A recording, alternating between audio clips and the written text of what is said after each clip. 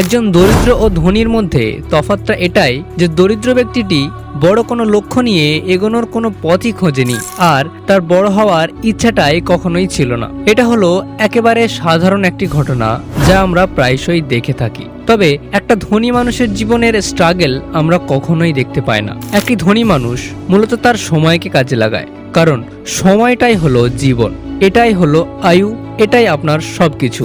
আর এই সময়কেই আপনি অযথা ফেসবুক, ইনস্টার রিলস স্ক্রল ডাউন করে পার করে দিচ্ছেন। জানেন কি একটি সাধারণ লেভেলের মানুষ ঠিক কখন সাফল্য অর্জন করে?